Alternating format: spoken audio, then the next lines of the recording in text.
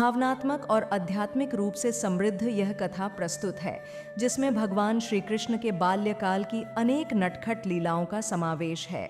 यह एक पूर्ण पौराणिक कथा शैली में लिखी गई रचना है, जो न केवल मनोरंजक है बल्कि हर शरारत के पीछे छिपे गूढ़ तत्व ज्ञान को भी प्रकट करती है। कथा गोकुल के गोपाल की अनुपम बाल लीलाएं। जब पृथ्वी अन्याय और अत्याचार से पीड़ित हुई, तब देवताओं ने ब्रह्मा जी के साथ श्रीहरि विष्णु से विनती की। भगवान ने वचन दिया, मैं स्वयं धरती पर जन्म लूंगा और अधर्म का नाश करूंगा। यही वचन जब मथुरा के कारागृह में वासुदेव और देवकी को मिला, तो उन्होंने बाल रूप में जन्म लिया, परंतु पालन पोषण हेतु गोकुल के नंद बाबा और यशोदा मैया के घर भेजे गए। वहीं से प्रारंभ होती है श्री कृष्ण की वह लीला, जो नटखटता, भक्ति, वात्सल्य और परमानंद का अमृत बन जाती है। जब यशोदा मैया ने पहली बार कृष्ण को गोद में उठाया, उन्हें लगा जैसे सारा ब्रह्मांड उनके आंचल में समा गया हो। बालक कृष्ण हंसते, रोते, अंगुलियां चूसते और जब भी गोदी से नीचे रखा जाता, रेंगते हुए मां के आंचल से लिपट जाते। कृष्ण की आंखें मटका मटका कर चलती। उनका रेंगना भी जैसे व्रज भूमि को धन्य कर रहा था। यशोदा को अपने लाल की यह लीला अत्यंत प्रिय थी, पर बहुत जल्दी ही यह बालक एक विशेष चंचलता का प्रतीक बन गया। गोकुल की गलियां कृष्ण की हंसी से गूंजतीं। वे कभी अकेले नहीं होते, हमेशा एक टोली साथ होती। मधुमंगल, श्रीदामा, सुभद्रा, बलराम सब उनके साथ योजना बनाते। किसके घर आज माखन मिलेगा, कहाँ की मटकी सबसे ऊंचाई पर है, कौन सी गोपी सबसे जल्दी पकड़ती है।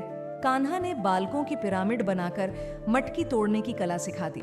यह केवल माखन की भूख नहीं थी, यह संसारिक पदार्थों के प्रति ममता के बंधनों को तोड़ने की लीला थी। गोपियां शिकायतें लेकर यशोदा मैया के पास जाती। तुम्हारा लाल तो सारी मटकी खाली कर देता है।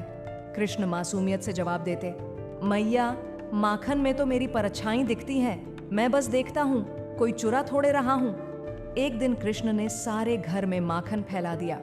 क्रोधित होकर यशोदा ने उन्हें ऊखल से बांध दिया। लेकिन जिस प्रभु को संसार के बंधन बांध नहीं सकते, वह ऊखल से कैसे बंधे रहते। कृष्ण रेंगते हुए दो विशाल अर्जुन वृक्षों के बीच से निकले। ऊखल पीछे फंस गया, वृक्ष गिर गए। उनसे निकलकर दो दिव्य यक्ष प्रकट हुए, नलकूबर और मणिग्रीव। उन्होंने प्रभु को प्रणाम किया और अपने पूर्व जन्म के शाप से मुक्ति पाई। यह लीला दर्शाती है कि बालक कृष्ण केवल नटखट बालक नहीं, वह ब्रह्म स्वरूप हैं। ब्रह्मा जी ने सोचा, ये बालक कैसे भगवान हो सकते हैं। उन्होंने कृष्ण की सारी गायें और सखाओं को गायब कर दिया। कृष्ण ने स्वयं सबके रूप धारण कर लिए, माँओं को पता ही नहीं चला। 1 वर्ष पश्चात ब्रह्मा ने जब लीला देखी तो चकित हो उठे। उन्होंने श्री कृष्ण के चरणों में क्षमा मांगी।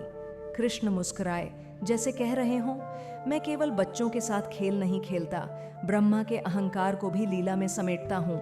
यमुना का जल विषैला हो गया था, गांव वाले डरे हुए थे। कृष्ण ने निश्चय किया, अब समय है उस दुष्ट नाग को यमुना से निकालने का।